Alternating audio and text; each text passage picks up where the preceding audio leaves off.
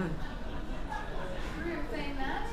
Never leave the bat cave without your shark repellent bat spray. Now this is a real white shark. Sea lions are a major source of food for adult great whites, but this one isn't scared. In fact, it seems to be playing with the shark. Sea lions, it seems, can tell the difference between a white shark that's hunting and one that's just hanging out. There's a lot we have to learn about great whites, and the aquarium is a leader in that research.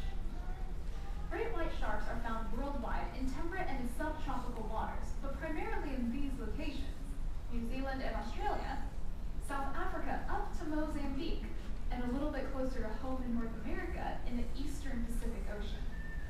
If we zoom in on the west coast of North America, you can see Monterey with San Francisco a little bit up north. This little dot around here represents the Farallon Islands, a group of islands about 30 miles offshore from San Francisco. Every year in the fall and winter, we often see a lot of adult white sharks.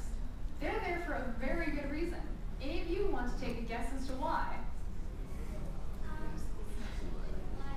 Fantastic, yes. There are tons of sea lions and elephant seals, both of which are favorite foods for adult great whites. You'll also find something else at the Farallons in the fall and winter, and that's us. The sharks are there for the food, and we're there for the sharks. This is Sal Jorgensen in the baseball cap, and he's the head of our Project White Shark program. To the right is his colleague, Scott Anderson, and next to them is one very large shark. And may I just point out the giant grin on Sal's face? I mean, not only is that shark bigger than they are, it's probably bigger than their boat, and they're just thrilled. Question for you: do you see the tag on the shark? Right there. That is a pop-up archival transmitting tag, or PAT tag. It's one of the tools we use to study white sharks. We prepare the tags on board, much easier here than in the water. Then we throw in bait, which we call a carpet seal. It is a piece of carpet cut into the shape of a sea lion.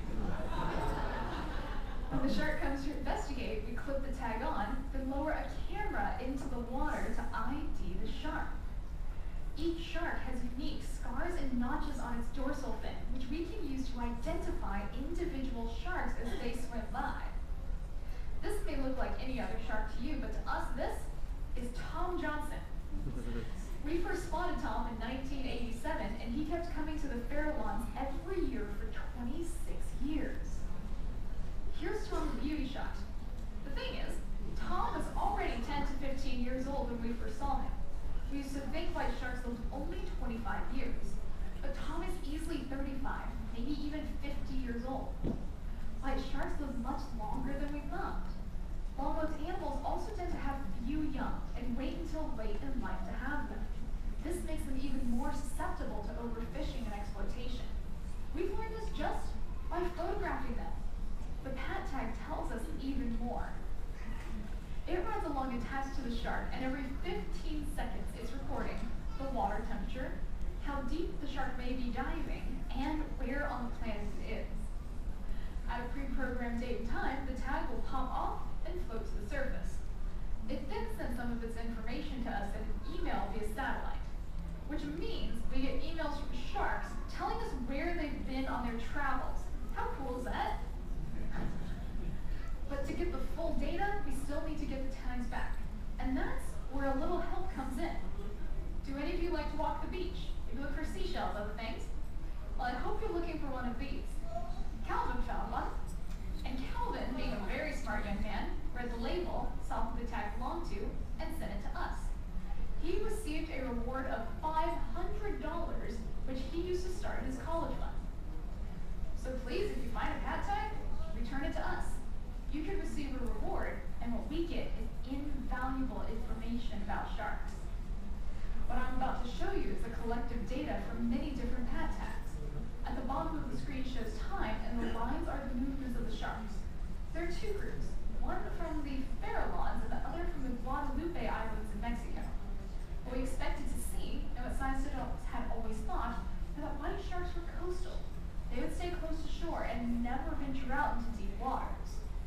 But no one told the sharks that, because every single shark we tagged swam right out to sea into those deep waters.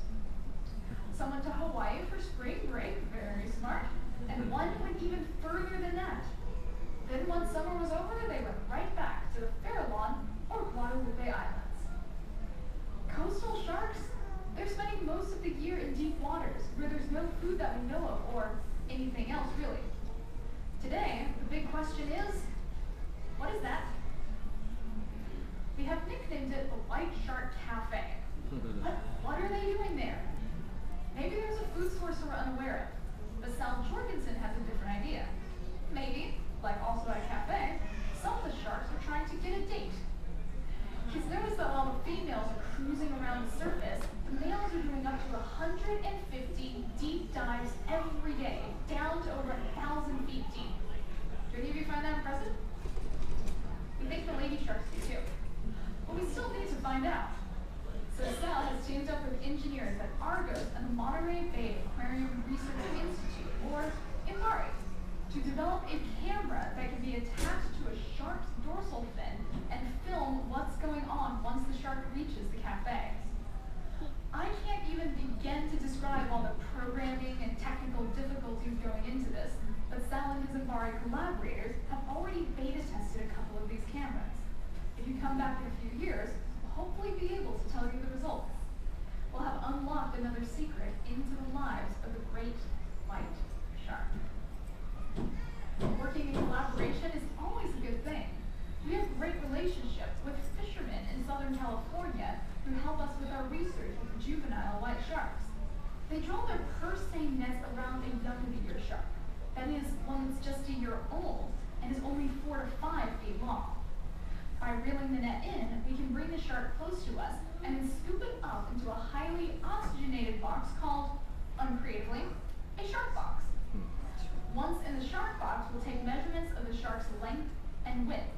Then we'll fit it with a pat tag before letting it swim off on its way. What we found is that juveniles and adults tend to lead very different lives. Young of the year are coastal, and while the adults are at the cafe, the young ones are hanging out from LA down to Cabo San Lucas, like typical teenagers.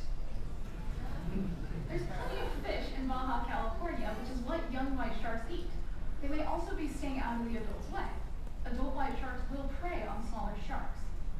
And more interesting, their behavior changes as they grow too. This young shark was tagged near LA. It went a little bit down south before turning around and heading back. We were fortunate enough to find the same shark and tag it again. This time it was much larger and its distance nearly doubled. By year 3 or 4, perhaps it would have been able to loop up to the Fair Lawn Islands. We found that this behavior is pretty typical for most juvenile white sharks, but we have had our share of mystery. This young shark was tagged near Santa Barbara. It went to Los Angeles like young of the year do. What we did not expect the shark to do was to go ashore. It started cruising around downtown LA, Dodger Stadium, Trader Joe's, Disneyland. I think you know what happened. Pat tag popped off, washed on a beach. A couple picked it up, put it in their car, and forgot about it. Fortunately, we did get the tag back. But please, if you find a pat tag, return it to us. Because even if you don't, I mean, we can still find you. Sometimes we'll find a white shark that's ready to do one more thing, and that's to come here. The Monterey Bay Aquarium is the only aquarium in the world to have successfully displayed a white shark. That is, to display it and then release it back into the wild. They came here in style. This is the Finnebago, and it has a 3,000-gallon holding pen, inside of which, a young-of-the-year white shark. Once the shark reached the aquarium, then John O'Sullivan, our lead collector, went in to scoop up the shark. Look at this, no protection. He's going face to face, man versus shark. Well, that was easy.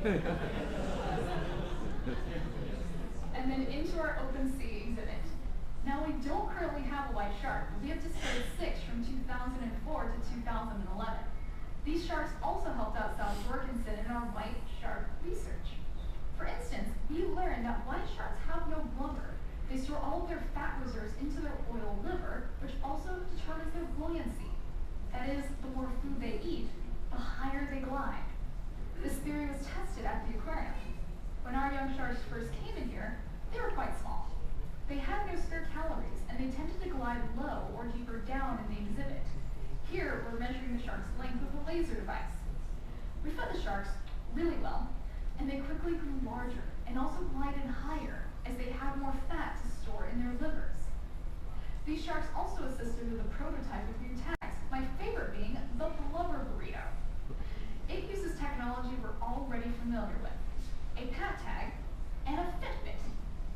The pat tag already tells us how high or low the shark is. Combined with the Fitbit, we can tell how often the shark eats and how hard it had to work to get to its food. Only instead of going on the fin, this tag is wrapped in blubber, then swallowed by the shark. After a while, the shark will burp up the tag and we can get the data, along with everything else the shark has burped up. What we found is that white sharks tend to eat a lot of food, then live off of that fat reserves while on their migrations.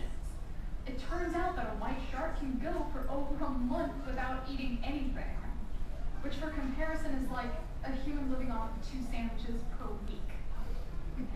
Instead of being the mindless eating machines that people used to think, they are monitoring themselves, feasting, then fasting, before departing on long journeys that we knew nothing about. These sharks also help to inspire millions of people. Visitors realize that this apex predator is beautiful. And that's very important because white sharks and sharks worldwide are facing many threats. Every year, it's estimated that somewhere between 70 and 100 million sharks are killed, either as bycatch or for their fins. Bycatch means the sharks weren't targeted. They were accidentally caught in nets meant for other fish that didn't survive. Other times it's targeted. This is shark fin soup. Like other shark products, it's considered a delicacy. A single bowl can go for over $100, which means for fishermen, there's a lot of money to be made by catching as many as possible. As a result, many shark species around the world are endangered or critically endangered, on the verge of extinction. But there's still good news. Thanks to people like you coming to the Monterey Bay Aquarium and supporting us and supporting sharks, we were able to sponsor a bill that ended the sale of shark fin products in California. Many other states and countries are starting to do the same thing. So, thank you, and spread the word. These aren't the monsters the media has portrayed them. We can live alongside these incredible and important predators, and we can make a difference.